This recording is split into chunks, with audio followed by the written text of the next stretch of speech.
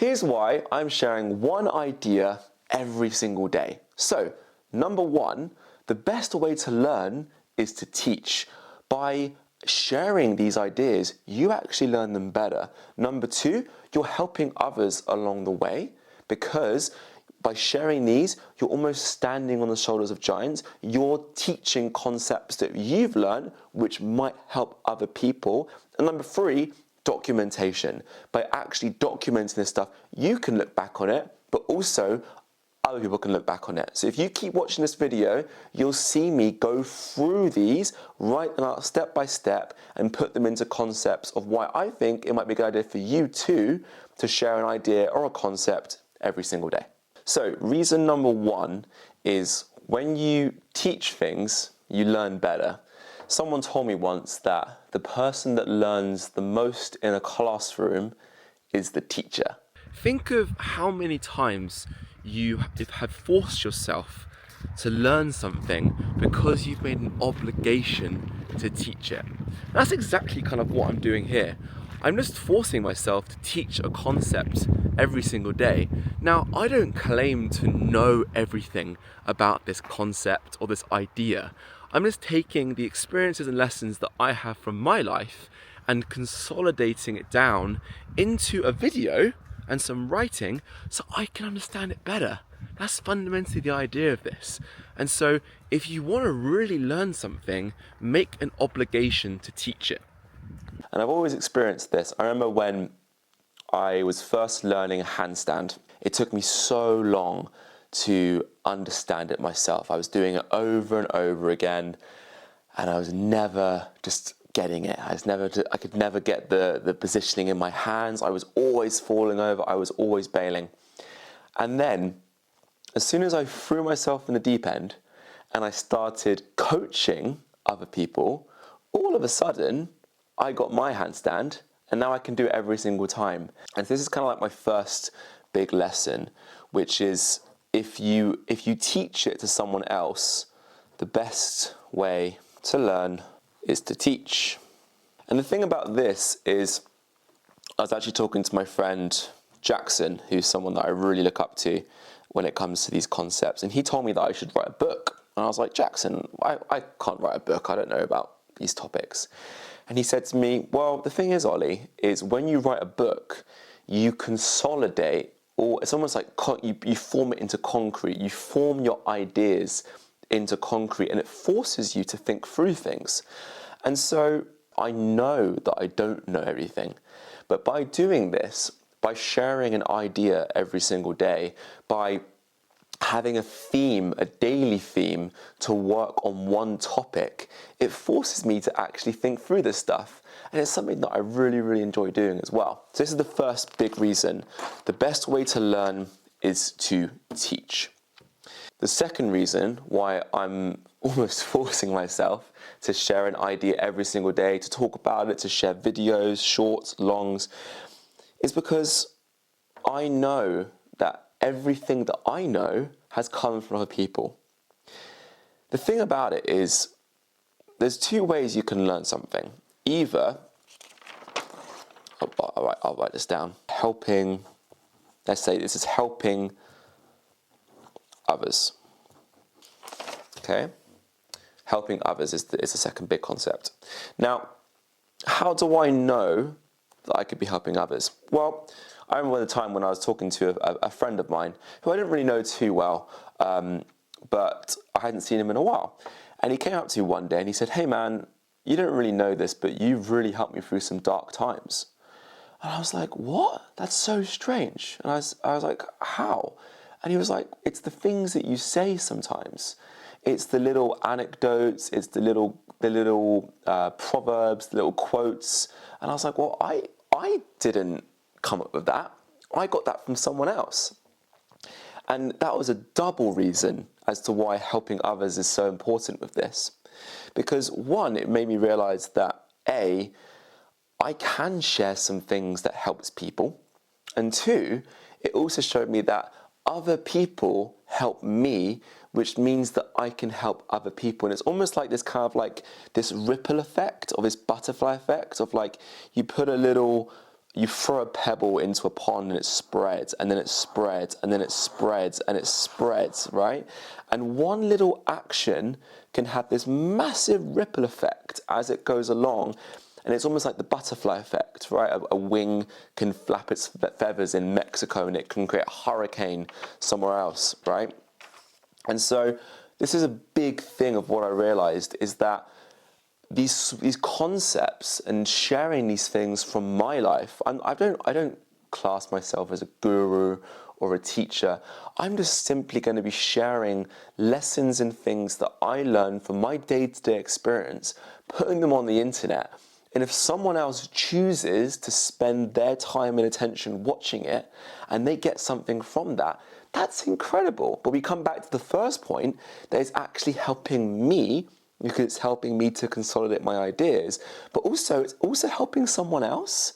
How incredible is that? Now, another good way of thinking about this is, if you want to learn something, you have to put time in. They say that an expert is a person that has made the most mistakes in a small field, right? So that is an expert.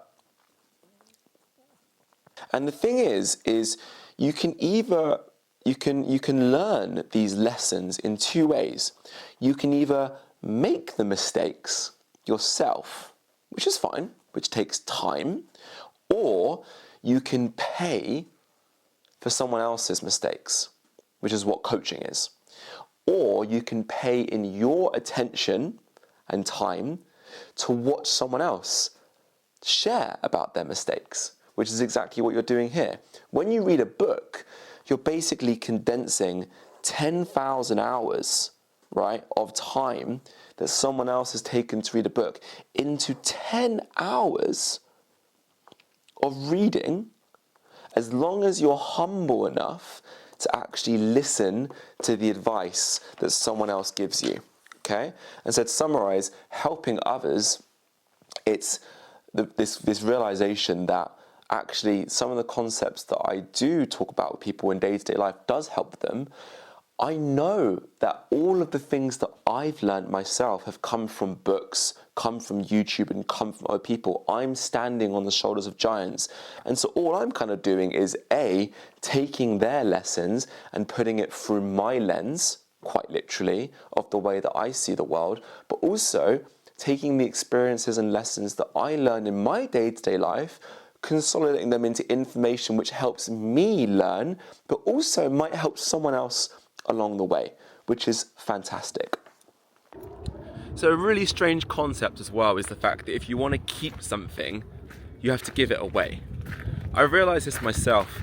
If I really want to stay in shape and I want to make sure that I keep training and I keep doing the things that are good for me, if I coach other people and I give it away and I help, it becomes so much easier for me to actually keep going with that. And that's so true when it comes to information, education, and teaching this stuff, right? Because by helping others, again, just like point one, I'm actually making an obligation to teach it so I learn it better. But also, it's just lovely. Like, I get to coach someone else into having that epiphany, understanding it themselves. And that can lead them to save so much time, so much wasted failures because of the experiences that I've had in my life. The third reason why I'm sharing an idea, a lesson every single day is documentation. And let me tell you a story to drive this home. So, God forbid, a month ago, Kira and I were sitting at home and the internet was off. The internet wasn't working. There was no Wi-Fi. What do we do? We're both basically millennials, and so we have our brain-rotted, TikTokified brains. No, you'll see a video later on why I don't own a smartphone. But anyway, we were sitting there, and we didn't have anything to do. We couldn't be asked to tidy the house or do anything else. And so what we did is we took out, the first thing we did, we took out Kira's phone and we went on notes.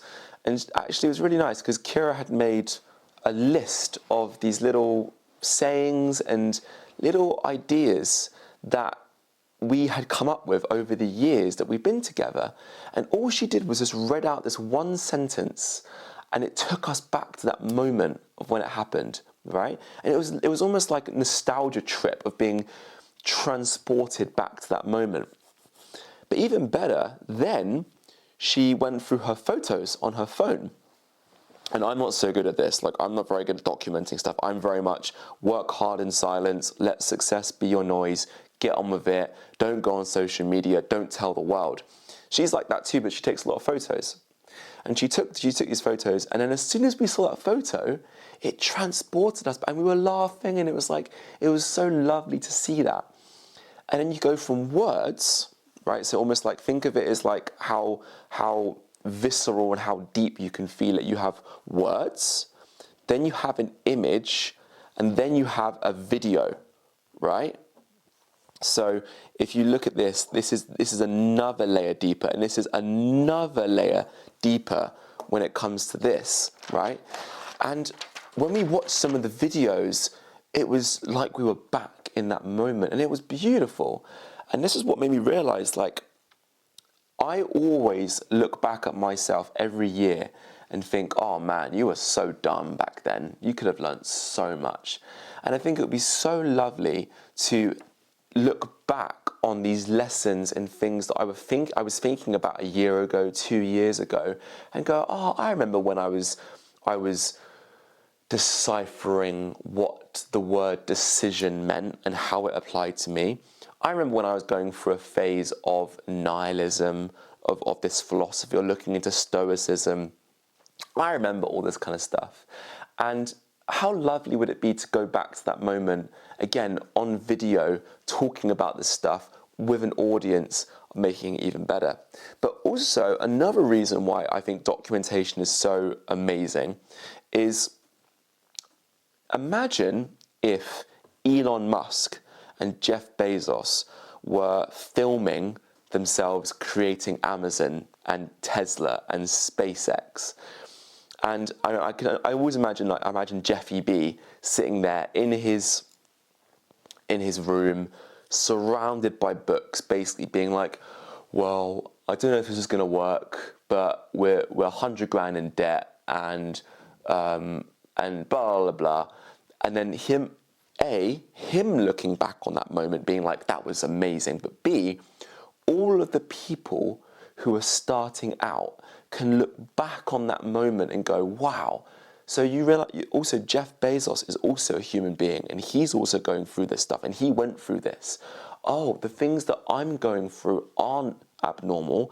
It's just the price that you have to pay to go through this stuff. And so what I realized to myself is, look, I may not become Jeff Bezos, or I may not become Elon Musk, but we've built something incredible in Bath with Cali Unity, and it's going to keep growing. We're going to grow it to more gyms all across the world. We're going to build the online brand. I think it's lovely for people to follow along on that journey, but also so that we can look back on that moment and go, oh, I remember the moment when we were doing that, when we were in the trenches going through that moment. How lovely is that, right?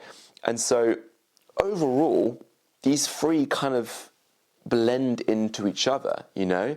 You've got the best way to learn is to teach. The person that learns the most in the classroom is the teacher, which is a benefit for me.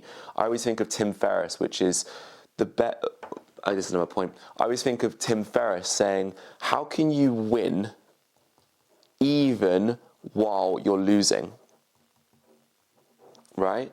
And what that means is it sets you up for success, right? So being, again, very honest with this stuff, even if no one sees this video, I still get better at talking to a camera. I still get to learn these concepts, and I can win even while losing, which basically means no one watches the video and no one sees it. But that's the worst case scenario. Best case scenario is one person might see this video, and that might lead to a ripple effect, like a butterfly effect, of other people seeing it, of standing on the shoulders of giants, and I can help others, because we know that an expert has just made the most mistakes in a small amount of field, and you can literally pay in time for what I've made in hours and hours and hours of mistakes. You can pay in attention in what I've made in time with mistakes, but also I can look back on this moment and see us growing Cali Unity, the lessons and the things that I've learned, but also you guys can see it and go, oh, okay, so owning a gym, this is what it's like. These are the stages that you have to go through. And overall, it's just a lovely way of, I think, being the whole point of being a human being, which is by sharing education and lessons, you help the next generation of people who are doing the thing that you're trying to do it a little bit faster. You think about it. When we first made fire, you haven't got to recreate fire every generation. No, you've learned the lesson and you pass it on, right? And we pay in money. I'm paying in money for the people from Fujifilm who made this amazing camera, and the Osmo for making the Osmo camera. We're paying in our money, we're paying in our attention for the mistakes and time that people put into it before us. And I think that's amazing. I think something that's also really sad about life is the fact that it will pass, no matter what. And especially now that I'm coming to the end of my 20s, I'm only 26. But what happens is life gets faster and faster and faster, and it passes by, and you look back one day and you're 30, and you're like, what? Wait a second. And I think by doing this, by filming something every day, by taking the time, by documenting things, documenting my life, documenting ideas, writing, reflecting, it makes life just that little bit more rich, but also it forces you to slow down. And by slowing down, quite literally, like right now we're in Austria, we're walking to get a little bit of food, we're talking about these concepts, I'm slowing down, I'm thinking about these ideas, and I'm talking through them in my head and thinking through them. It just means that rather than living every single day, rushing through the day, doing the same thing, going through the same habits, you're forcing yourself to stop, take a break, look around you and think, is this a nice background? Am I in a good place to film here? Etc, etc. It almost forces you to be an artist because you have to look around yourself and see, am I in a nice place to film? Is this a nice canvas? And it forces you to slow down that little bit more.